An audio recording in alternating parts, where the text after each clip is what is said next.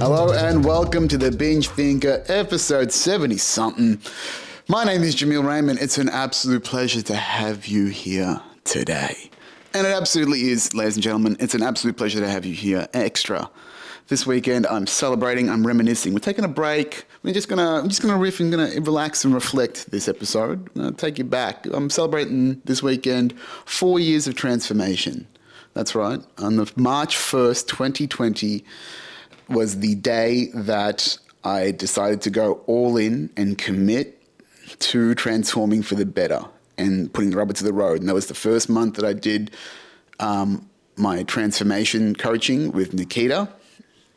And from that moment onward. So also the same week or a couple of weeks that we were into lockdowns for the first time, when COVID was just like, we're going to snatch up your life for a couple of years. I was like, I'm going to go fucking make a man of myself.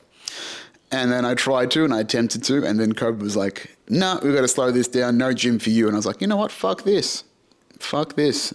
And I endured and I persevered and I got a bunch of rusty weights from my dad's house, from my parents' house, rusty as weights, old bar.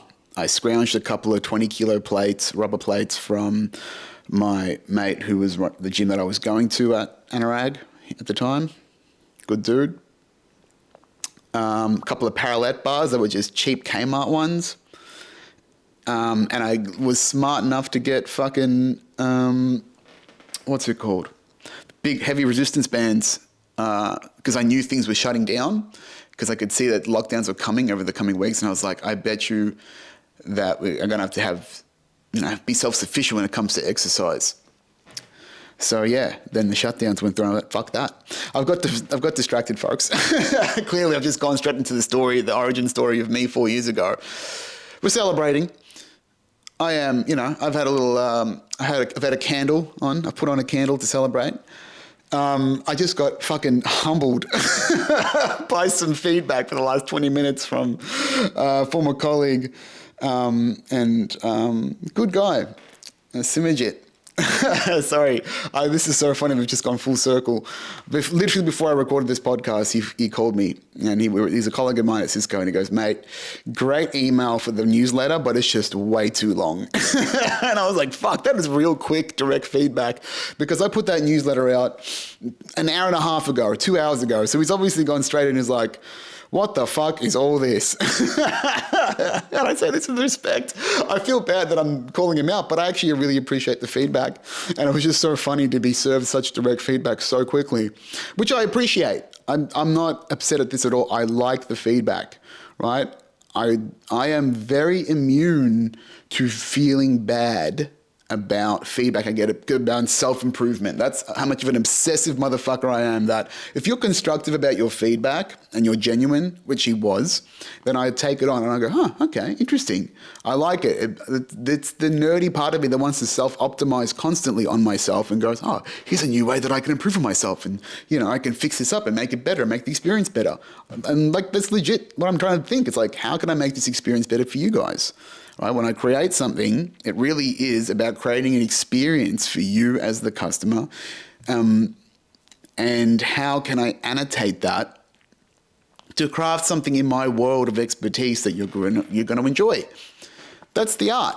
It's the craftsmanship that you should be putting into your own business and the way that you carry yourself when when you're creating a brand, right? Is how are you being received, and what can you create for that to be received as positively as possible? I've had a very similar experience when I created comedy. When you create a comedy show, I'm obsessive about the details of every detail of the end-to-end experience of Jambo. I have to do a series on that once I get some spare time. Maybe I do a 3-parter or something like that. I should do this with Sam. Is how I talk about, I should break down the obsessive detail I go to at Jambo to create a great comedy experience, right? Creating great experiences is just something that it's in my lifeblood as a human being, that I want to make things perfect and just, sculpt them and build them, right? I'm obsessed with empire building. Like I've been playing Civilization 6 for hours on end as my brain drainer, as my way to just chill out after doing all this work, is just to play. I'm building my own empire during the day, and then I'm building out civilizations and empires at night as well. It's just a hobby and for a bit of fun. And it's insane, right? Is that I just have this critiquey, craftsman element to everything that I want to do and make sure it's just perfect and right and vibing on it. It's fun, but then agonizing at the same time. But seriously, for Jambo, like, as we, the branding, the content that we put out, I have set music for Jambo. I have a set list of music that I have for Jambo. So pre-show, the dinner seats at 7 o'clock usually. I have music from 7 till 8 o'clock, which is usually whatever Spotify has for African Heat, the playlist, because usually it's quite a good mix. Or if I'm not doing that, then I will choose. I have a full playlist called Jambo on Spotify with all the music that I think is what the room should feel like musically, or at least the vibe that it's supposed to give up is part, again, to complete the brand of being at the comedy show, being at Comedy Jambo, which is a diversity comedy show run by two mixed race dudes where we only book one white person and we serve really nice Ethiopian food, and you can get Ethiopian drinks as well. So it's like this very culturally different experience whilst integrating this nice East-West philosophy of like comedy and diversity. But here's the thing, and I'll say this, the diversity part is not like everyone be diverse and everyone have, like, for us it's just playing the white card for fun against things for fun, and like leaning into the fact that like Sam being a tall Ethiopian dude and me, Mexican Liu Kang, as diverse, and we're usually tokens, and then we're reverse tokenizing it. And often, a lot of the time, unfortunately, our customers come in and they're a little too woke for our liking because they're like, yes, diversity. And, they basically are just like hoity-toity white dudes not just dudes, white people that want to get punched down on from other races. It's just like this, and it's just like, no, like this is all about just celebrating shit together as a collective. And then so they'll be, they'll feel like they can't laugh at the dark racial jokes. And they're just so much more comfortable with just being punched down upon in air quotes, because in reality, they are still systematically above or, higher up in the food chain than anyone else of color. So, a conundrum to say the least. Oh, goodness. We're off to a flyer, aren't we? Man, that Juno, it's good stuff. It's good stuff, the CBD THC hybrid. And, man, like, I'm just energized and perked, which is surprising. It's been a long Sunday. I haven't stopped basically since 10 a.m. It's 6 now. Just work, baby. Love it. It's energizing shit. You got to push through. It was a hard one today, just because the double smoke, I got to tell you now, the double smoke really costs me the next day. Not bad and negative, but I can definitely feel the difference between just having one hit of weed versus 2 doses, right? Like as far as mental quality, the day after, general feeling, fatigue, cloudiness, there's a difference. There's a difference, right? It has to be addressed. That's why I'm so obsessive about the optimization of it. Compared to a one hit, I can sleep off a good one hit, not a problem. I wake up, I'm good.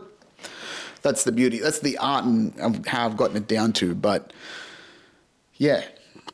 have to push through that negativity because of, again, draining it, costing you tomorrow. There's not a lot that I want to pay for tomorrow in my life anymore. Does that make sense? Like I barely drink. Barely drink. I don't mind drinking, but I never drink at home. And I've got, the daily weed habit, but that's one. And then now I'm like, it doesn't, because it wouldn't be one if it costed me tomorrow. right? It's usually its effects can be contained in the cycle healthily because I'm still going about everything I need to do in life and not feeling like I'm negatively impacted by it. But if I was to feel like this mild version of a hangover, a mild stoned over every time, I wouldn't do it, right? And this is the only thing that's left besides actually maybe going out and hitting the piss with my friends and actually socializing, which I'm totally fine to do. It's like, besides that, like, for social reasons only, I would not want to just have hangovers or have carryovers in my day. I have to worry too much about the present moment and creating in it to be like, nah, I'm not going to put myself 3 steps back the next day anymore. And that's that's a life of discipline, right? Is just to take complete ownership of these variables if you are focused on success and get them honed in, right? Because this is where your energy is leaking. And this is where the frailties, the gaps in who you are, that's where they are and are in these moments. And if you know the answer to them, you have to fix them, or else you're really just disrespecting yourself, right? That's the level of optimization that I'm getting to now after 4 years of transformation. That's a good way to circle this all back, because that was a windy road, I believe. But yes, 4 years ago, I went all in.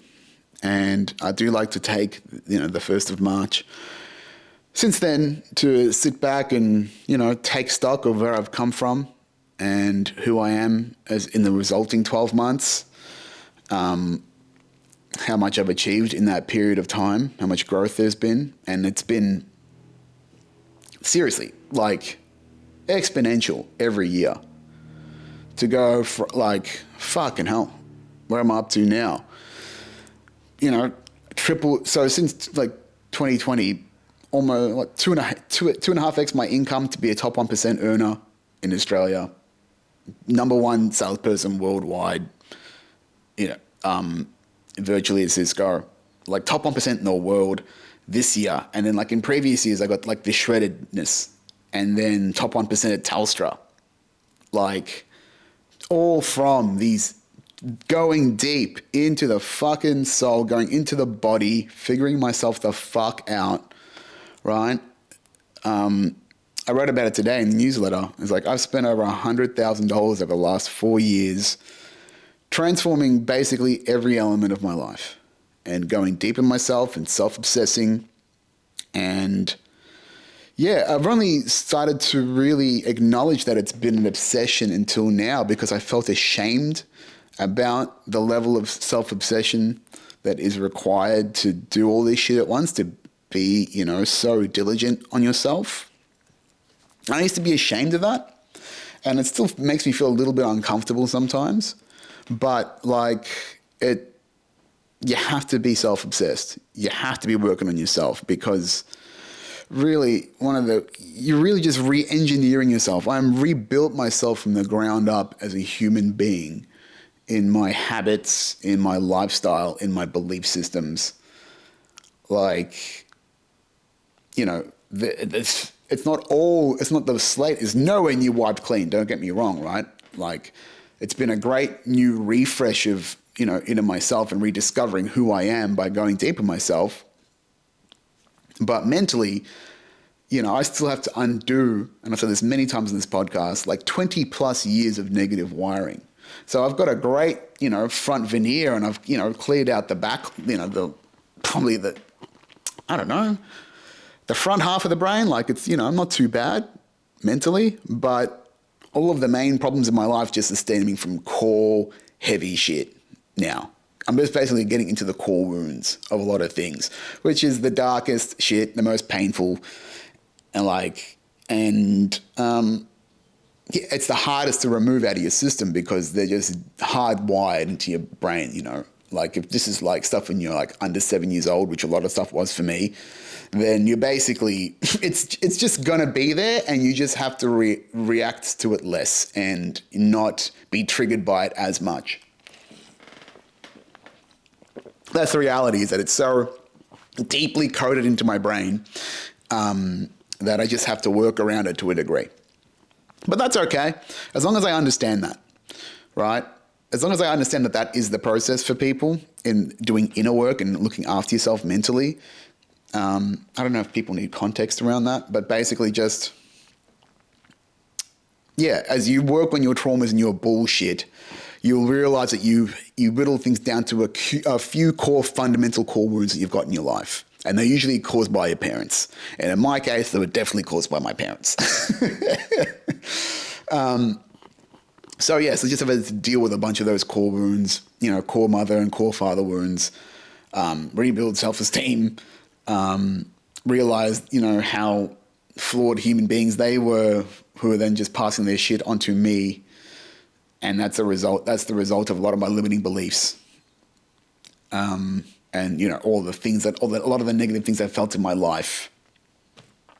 And the fact that they basically did not look after me properly as a child, neglected my health a fair bit, and my well-being a fair bit.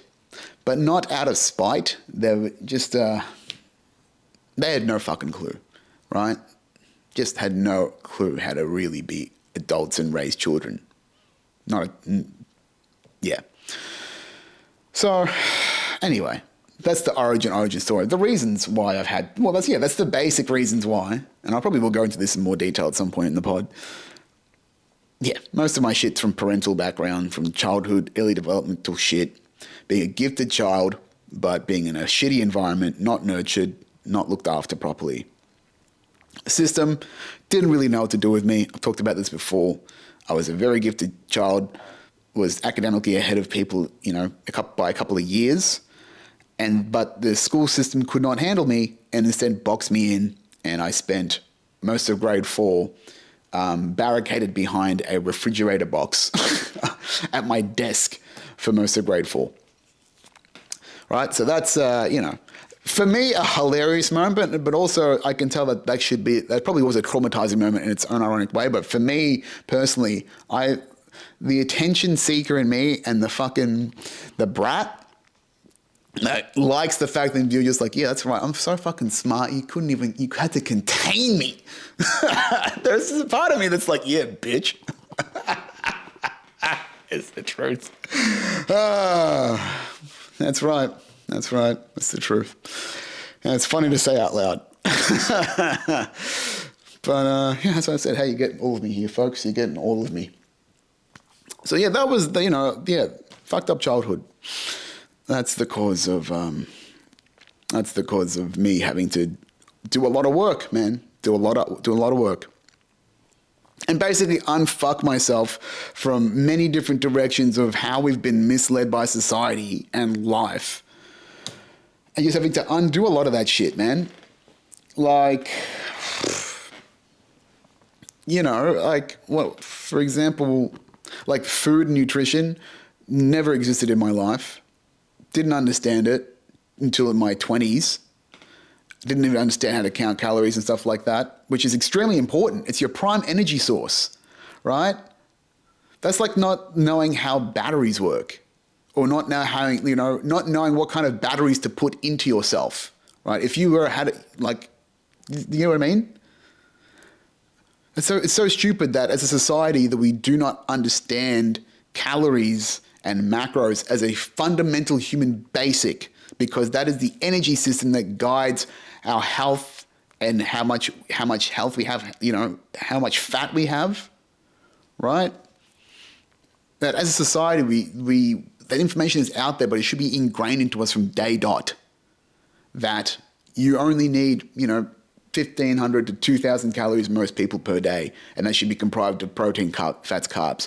You should know these fundamental data about yourself that I've discovered over this period of time, right? This is how fucked our education systems are, that we do not teach ourselves the proper human fundamentals of how to operate ourselves as human beings, as people, and instead rely on products externally to solve those problems, right? That's the systematic horseshit that we were born into. So we don't want to pay, but us as human beings don't want to pay attention to ourselves. We do not want to pay attention to our inner minds. We are too connected to our own egos and thinking that is us, right? One of my major transformative motions in life was to access the meta communicator and break free and detach from the ego and realize how how much of a hurt person I was operating from in that hurt ego. And basically what that nature is of that beast is in your mind, and you have to take yourself away from that, right? You have to access your meta communicator. And that's your more intuitive self, right? The meta communicator is that sort of voice inside you that goes, do you really need to eat that? Or, oh, you're doing this again, are you? Right? It's that voice that knows better. But because but our primary voice, which we identify as the ego for so long, most of us are egoic beings, right? And we have a sense of that, but not many of us actually address it for being separate from the true self. It is part of us, but to not just think that all of your thoughts in your head are all of your thoughts, right? That there is, amongst all that noise, genuine clarity, and that is the intuitive self, and that's the soul that you should be aiming for and, operate from. And all of the other negative thoughts and the bullshit is the accumulation of, traumatic events, societal bullshit, the ways this unhealthy environment that we are raised in the modern world that is not attuned to our human sensual needs. It is to a degree, but then you've got things like, blue light from screens and dopamine, attractions and things like that. Is that we are constantly, we've reached this point where products are evolving past human health requirements. And they're actually just more of a convenience than actually there to genuinely help us become better human beings and help and, don't affect us negatively, right? Man, this is getting wild. Anyway, this is what I've learned along the way. I did also just listen to the Cat Williams and Joe Rogan podcast, and that was fucking crazy to say the least. Anyhow, yeah. It's a lot of this stuff is just to go. I've lost my train of thought, but I'm just going to start again. The answer is to, find that voice within and just listen to that. Oh, that's right. All the other negative horseshit that you hear, those whispers in your head, the negative self-thoughts, that is your traumas, your open emotional wounds inside your body, basically bleeding from the emotional body up into your thoughts, right? Think of just like bleeding up, right? There's sort of think about where your thoughts come from. They just sort of apparate out of the back of your head somehow, right? And they sort of just think of them like a mist that's coming out of your body into the inside of your brain. And if that mist is red, it's bloodied. That's trauma, that's negative energy that's passing from that and leaking from that inside your emotional body. And that leakage in that blood permeates as bad thoughts into your brain and into your mind. So the more that you can get in and address those traumas and those emotional damages and that limiting belief and the hurt ego and all of that negative shit that's holding you back from shit inside, the more you heal that, the better your perspective on life becomes, because you're purifying the emotional body, right? You are taking the negative energy out of your emotional body by stitching up those wounds and dealing with them properly and addressing them and actually caring to them and healing the body for real. And then, because there's less noise and more signal of who your authentic self is that was hidden behind all this damage, you change, you evolve, and you become more intuitive and you trust yourself and you back yourself more, right? And then with that scarring, you become stronger, right? That's the whole point of mental resistance and physical resistance in our lives, is for us to rebound and come back stronger as a result. And so it builds this incredible mental resilience that sort of compounds as you go along into this journey like I have now, right? It's to the point where it's just like my mindset is fucking quite damn set, right? It's, I openly say that I think that something is out there looking out for me at this point, because things have been going so well despite all of the challenges in these 4 years, that the compounding growth has been insane, that that's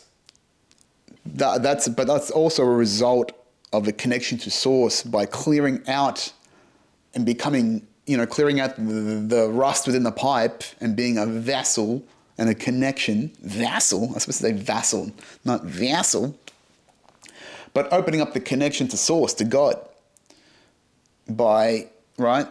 You're basically getting a proverbial pipe cleaner and cleaning my shit out, all the previous versions of shit that was in there, through, therapy and medications and, psychedelic therapies and learning self-help tools, mental health tools. You figure how to patch yourself up, and then that retunes the antenna to higher purpose, higher calling, increased general states, right? So maybe if you're operating emotionally at like a 3 or 4 out of 10 most days, I can guarantee you with a bit of therapy, a bit of inner work, diet, exercise, you'll be feeling 7 out of 10, 8 out of 10, most days. And that's me, right? I'll be feeling 8 out of 10, right? 10 out of 10 is like ecstatic, like fucking great things have happened. But feeling 8, like just, hey, shit's good, right? To go have a really positive outlook on life. I'm doing shit, we're working on it. But the universe is working in my favor, right? And I can tell you, I probably would have been a 4, maybe 4 to a 5, pre-transformation about general mindset, self-esteem and, self-critic, 1 out of 10, right? I have been very harsh to myself. I've judged myself a lot. And now I'm starting to see the emotional repercussions of judging myself for way too much when I was younger, because I have to unwind all of that repetition in my brain with time and rebalancing my perceptions to that and not letting that leak through, right? So when you've copied and pasted, you're a fucking idiot 100,000 times into your brain think about how many times you fucking told yourself you're a fucking idiot. Right? How many is that per day? And then compound that by all the days you've existed. That's sitting in your brain as like precedent, right? There it is. It's just like, are you sure you're a good person? Because according to this, you've got 10,000 copies of I'm a fuckwit saved in this memory. Are you sure you're a good person? And then you have to go, yeah, I am a good person. Right? And then, so it's 2 versions of that. And then you sort of, ideally, you've wiped away and sort of meditated upon and sort of processed a few thousand of that. But I would say that a good 3,000 to 4,000 I'm a fuckwits are still going to be imprinted into the brain. And that's what I'm chipping away at now, right? Is that still leaks, but you have to chip at it as a person. But it's like marble. Like I'm in the intermediate version of sorting my shit out, right? The level ups comes with harder level ups to get to new levels, right? There is levels to this shit. There are different frequencies, are higher frequencies. As I work towards higher consistent frequencies in my life, it means I have to work on attuning and cleaning out those lower frequencies that are left behind, to chip away at those to allow me to go further up. Right? That's the beautiful irony of like the reflectiveness of the universe. And that up is down and down is up. Right? As within, so without. That the deeper I work on, the more that I work on my deeper, lower shit, right? The deeper wounds, the higher it enables me to go in the frequencies and the general well-beings and my ability to embrace life and positively and more open and be more open to the universe, because there's less precedent of me going, hey, the universe is dangerous and the world is dangerous. So don't open yourself up to possibility like that, because it could get you hurt. But now after 4 years of compounding wins as a result of working on myself and opening myself up to the universe and being grateful for the universe and what it's given me, I know now to just keep opening. I just got to keep chipping away, but that chip is deep, right? I'm fucking, picking at granite here. This is like the Shawshank Redemption, and we've just hit straight concrete, right? We're going to be hitting straight concrete for a while until we get to the fucking back of that wall and the drains, and, lo and behold, in like 10, 15 years, maybe I'm, standing in the rain doing Andy Dufresne? Yeah. I'm just standing in glory to the rain. And it could take a long time, right? Again, it's an infinite game, self-improvement, right? We are just playing infinite games. We're just playing for the sake of playing to get better. You're already winning by playing the game. There's no losers, right? It's just to be in it.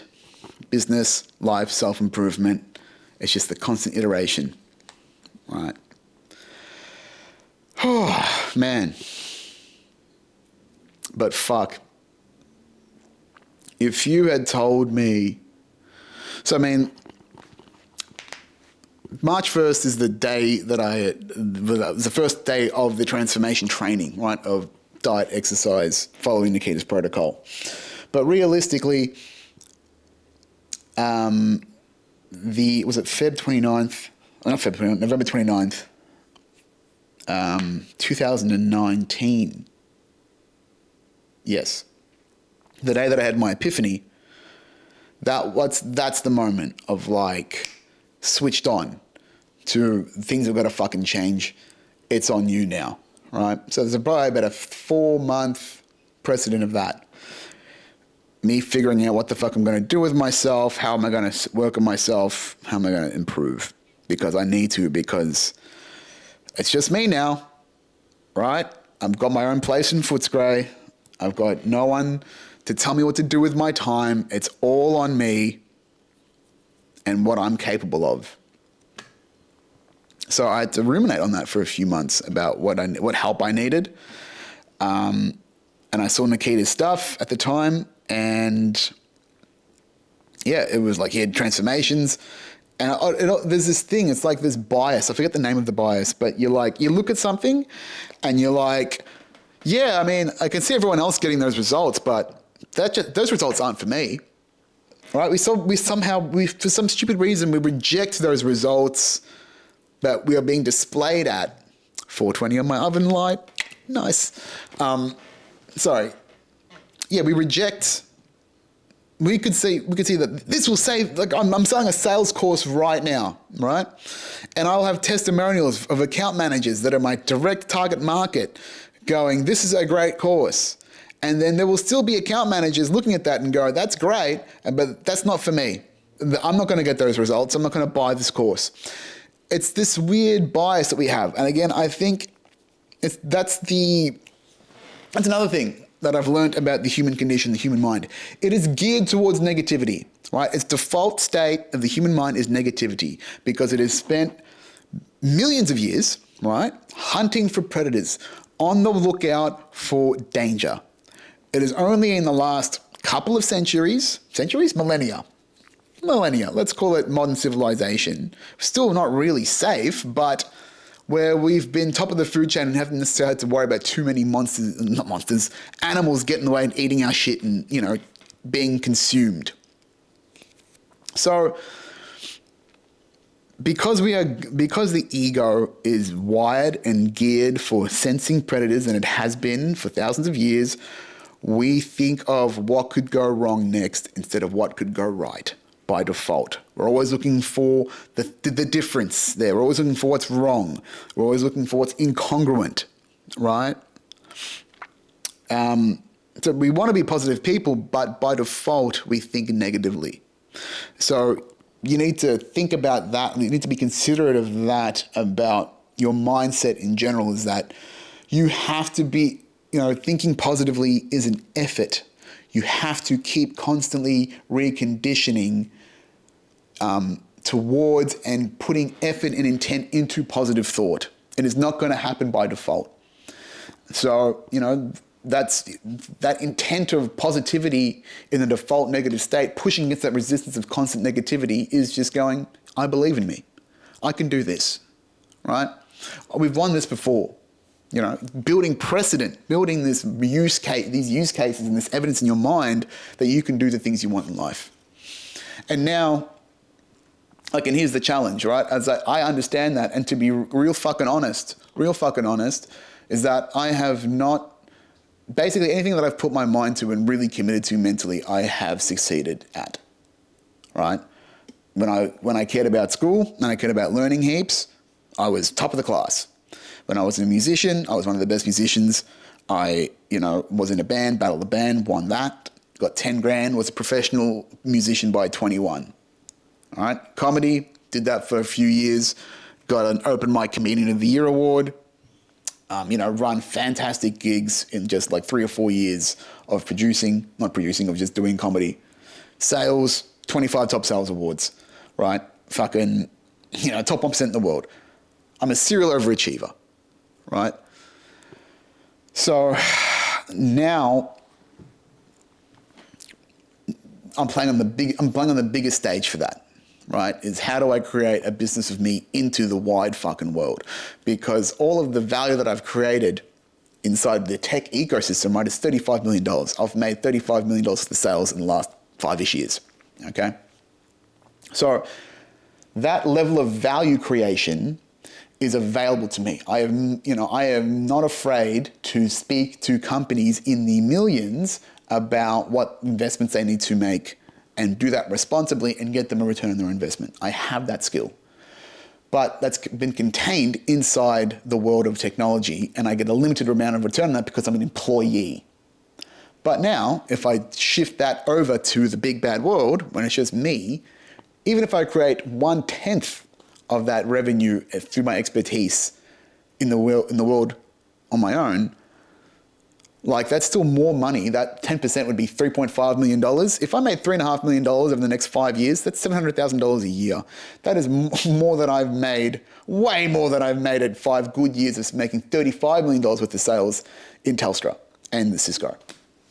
So the numbers just stack up. I've just got to fucking commit and build, right? And this mindset of just fucking getting to it, and it is really about your mindset to this and how much mental effort you are prepared to put in to be the best, to think of those details, to be obsessed with the experience, right? And just fucking pursue a level of satisfaction within yourself of achievement. That shit's addictive. And that's the standard you should be aiming for in life.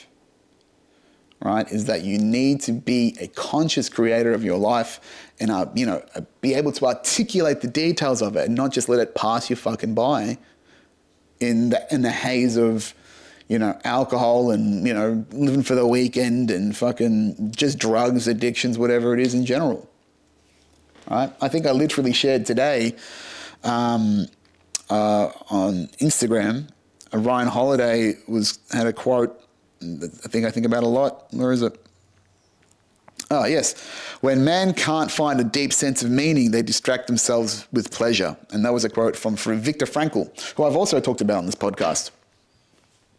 Right? Is that, yeah, there are so many distractions in life. That's what I've learned as well from these 4 years is that most of the reasons why I think a lot of people in society are just burning cheap dopamine through porn, through gambling, through video games, through anything is that there is this sense of purpose that we want, but we cannot source, we can't align to it, and it eats us up, especially a lot of men, where we are directional. And it's up to us as men to create our own, forge our own identities and create directions in our own lives. That's the whole point of testosterone. Look at the masculine. It is pointy, right? Look at our dicks. They are pointers. We are going in a direction. We are directive. We are going this way. This is what we are doing, right? We are the directors of our lives. And if you do not build your momentum towards self-directing your life and going in a particular direction, that shit'll eat you up inside. The fact that you don't have this focal point, this North Star of purpose, of values, of something to achieve, something to want, something to aim for. Men are so objective. We are so goal-oriented, right? We want to catch the ball. We want to do the thing, right? So I'm blessed to have found purposeful work and started working towards that. And I think because it is purposeful work and I'm resonating at that frequency of value and service to the world, this is why I'm getting the abundance that I am so quickly into the journey, is that, right, this is higher frequency shit that I'm talking to you guys about, right? is that most of this business career, let's call it the last 12 months, like there is a lot to be said about energy work and vibrational work and your belief systems to create abundant things and beautiful things. I have to say that, right? I don't know if this sounds woo-woo, but it's true. In that, I've spent one of the beautiful things about this time as a creator and doing this transformation as well is basically, oh shit, oh, don't tell me I've lost it. Oh no, fuck. God damn it. It's the goddamn weed. I was like running up to it and it felt so good. Oh, vibrational work. Oh God, Jesus Christ. Yes, building an abundant mindset. Oh, what an anticlimax. It's been a long day, folks. But building an all right. Anyway, building an abundant mindset. We're back, ladies and gentlemen. Thank you for holding on to those handrails on the side. The Jesus take the reels or whatever it's called, the Jesus handles. Cultivating an abundant mindset. That is one of the great lessons of this time. Has been one of the great lessons, and it's so fucking important to cultivate an abundant mindset and raise the general level of your emotional tone that we just talked about. You know, whether you're a 4 out of 10 or an 8 out of 10, you have to get that general perspective into optimism, into positivity. Because if you don't, and most of your thoughts simmer in that negative mindset, in that, you know, there is a line below, in a negative vibrational vibe, then that's the environment that you are cultivating within yourself, which is not healthy, right? So one of the things I've been working on is that there's basically two modes to us as human beings. There's survival mode and there's abundance mode, right? And most of us are in survival mode to a degree. Every day, we're all in survival mode in a lot of ways. When we think things are very scarce, when we feel tired, well, not tired, but when we feel anxious, right?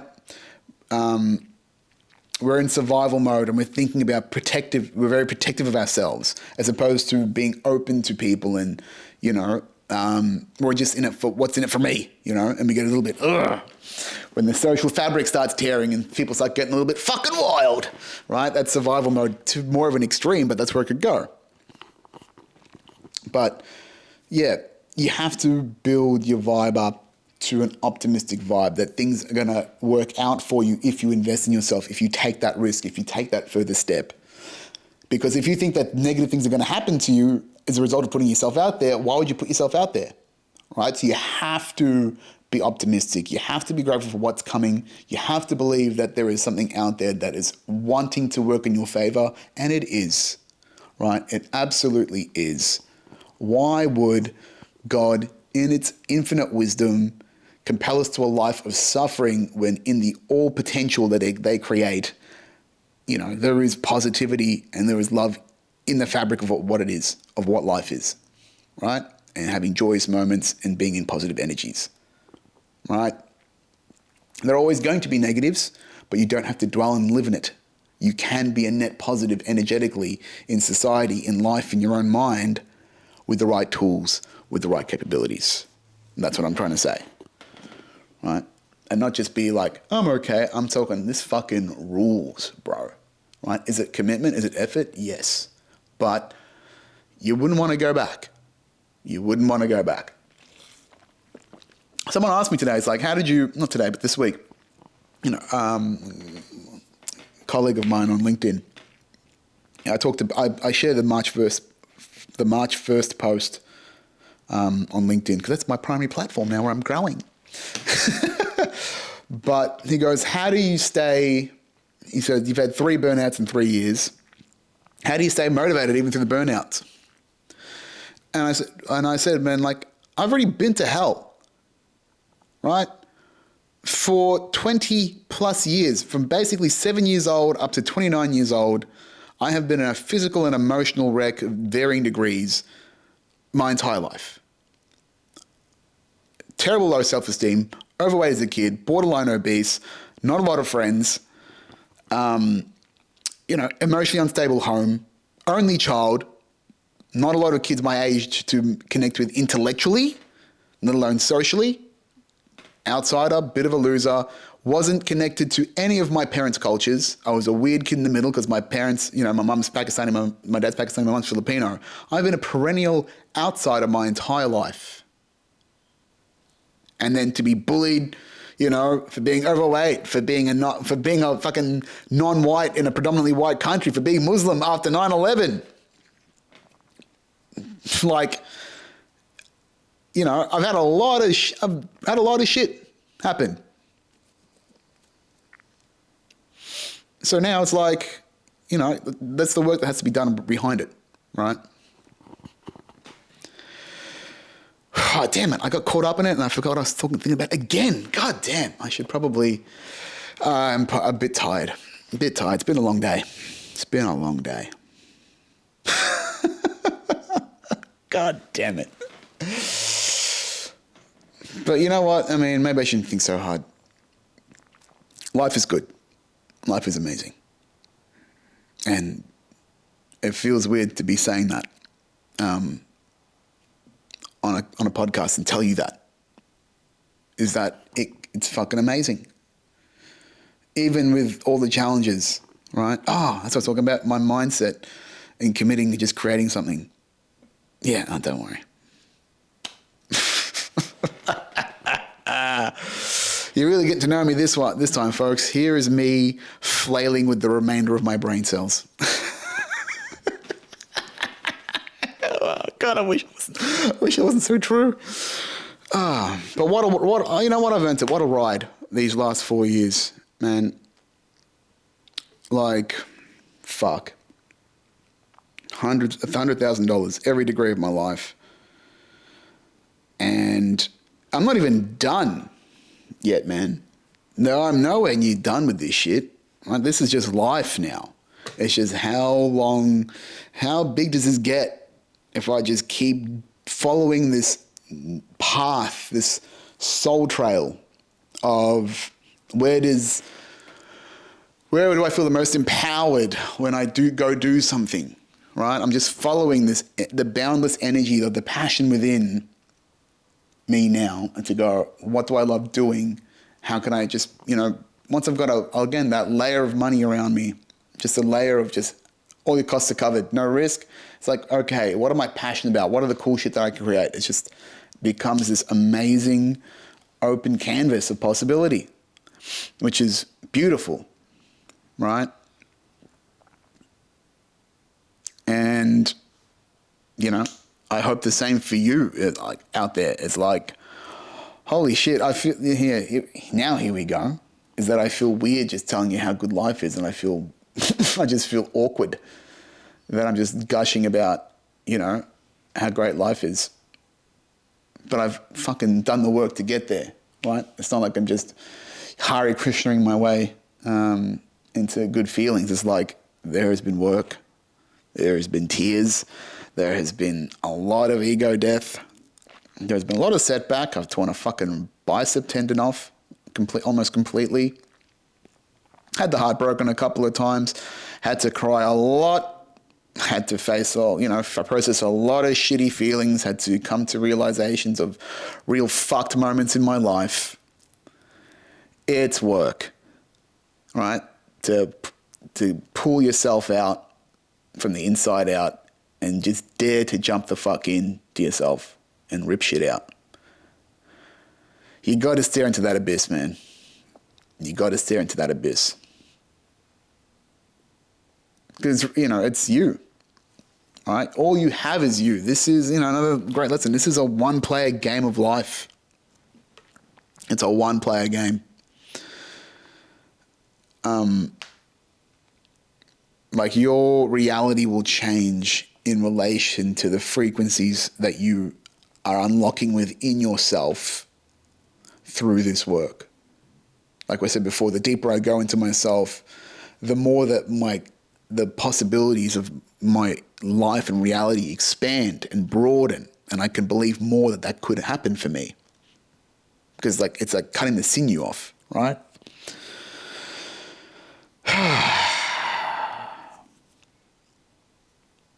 Yeah.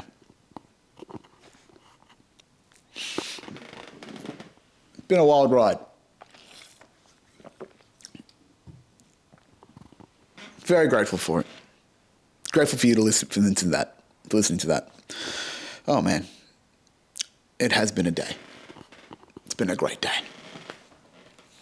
All right, clearly the red light is flashing on my fucking mental tank.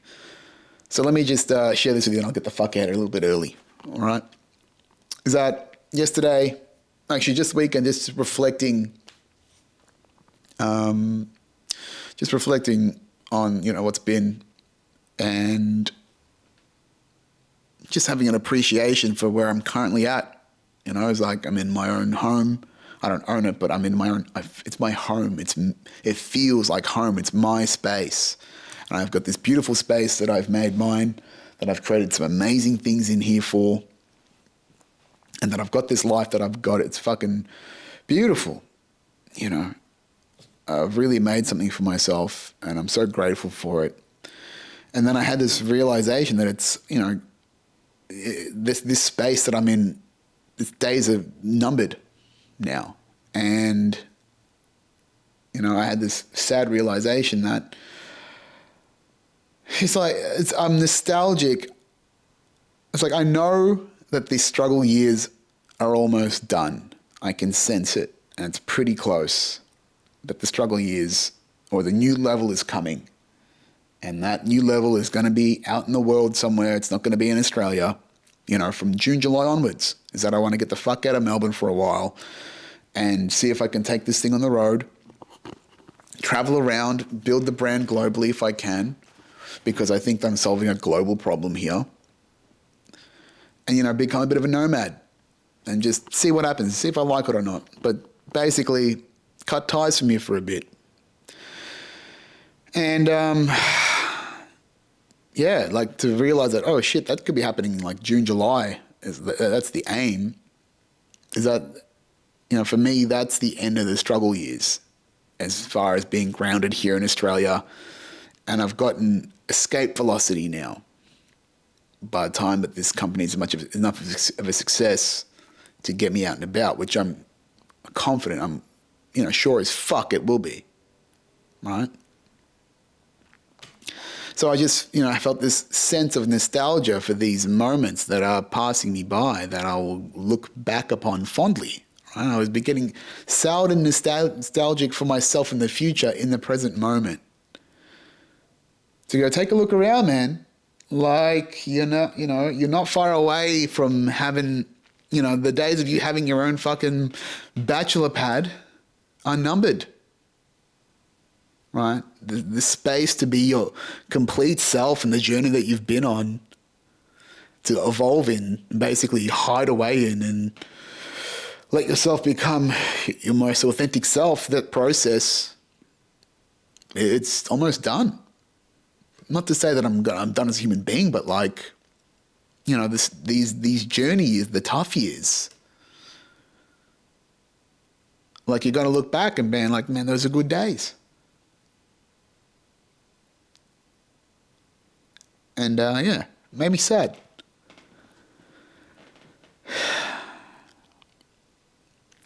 Made me sad to think about that, I get these moments when, like, I think the key moments of life, when the big moves are happening, right? And you're like, oh shit, life is really happening, huh? Life is really happening, and you are going through this time, and you're not going to get it back. And I'm not going to be 33, and sitting in my own apartment, in my own town. Sorry, let's just call it an apartment. Being as free as I can, but then going through this moment of struggle, but determination, right?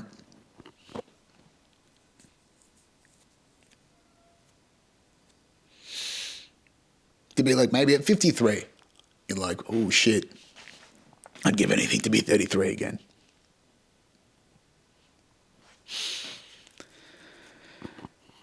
And that's what's important to remember, folks, about the present moment. And just, take that harsh reminder that whatever phase of life you're going through, it's never going to happen again. And, how much of it are you just letting pass by? In hope of a better moment tomorrow. Or pushing towards those next levels. And not really embracing what you've got now. I'm guilty of that. Very guilty of that. Spent a lot of time in my head thinking about the future, worrying about the future. Instead of enjoying the now, being present in it. A lot of this inner work has been practicing stillness, practicing presence. Stop, not rushing past what could be here right now.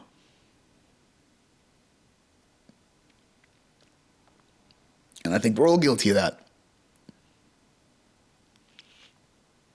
And even when I've done so much with my life, there is this jolt of fear in the heart that I'm running out of time.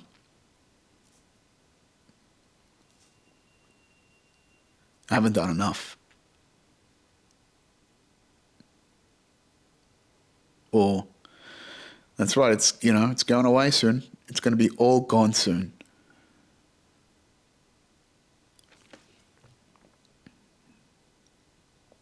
It's just a great reminder. But yeah, fuck man, that Saturday night, last night, really hit me. To take a good fucking look around. And then realize that you're not going to feel this grounded at this at home for a minute. A minute. Could be a while. Right? You're really going to leave the nest.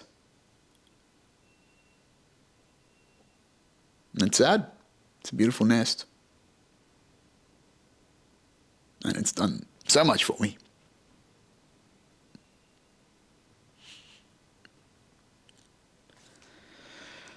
A great reminder, people, to not forget the present moment. No matter how bad or how good it is, right? It's here. So you may as well just take the time in it. Right? You're only rushing towards one final solution anyway. So, slow it the fuck down. Right? Anyway. Gonna leave it there, folks. A roller coaster of an episode. Jesus fucking Christ. But, hope you've enjoyed it. And like I said, this podcast is about me being me in every dimension, every way possible, being straight, being honest. Fucking dancing in the shallows of madness, I am. Well, that's what it feels like, but you have to embrace it. You have to embrace it. Right? Anyway, thanks for being a part of it, folks. Thank you for being part of this journey. I appreciate every single one of you out there that's listening to this, to think that you find what the fuck I've just talked about for the last hour worthy of your time and you somehow relate to it. Amazing. Crazy. Weird. Wonderful. Thank you so much from the bottom of my heart. TechSales.academy. A couple of weeks to go to the launch. Check it the fuck out, folks. Get in now because I'm going to launch it March 14th at $6.99. So if you are on the edge and you have been thinking about buying it, get it now because it's $4.98 now. It's going to be $6.99 in literally 2 weeks' time. So fucking jump on there. If not, check out the newsletter. It's a fucking good newsletter, but according to a friend of mine I just talked about earlier today, it's a bit long. He's so right though. It's way too long. Okay, but yeah, check out the newsletter because it is good shit, but I'll break it in half so we'll stay focused. Right. Too much information. Story of my fucking life. Too much information. TMI. Anyway, folks, that's it. Let's see where this podcast is in 12 months. Where are we going to be March 1st, 2025? Fuck, it's going to be wild, I bet. All right. See ya, folks. See you next week. Love yous all. Bye.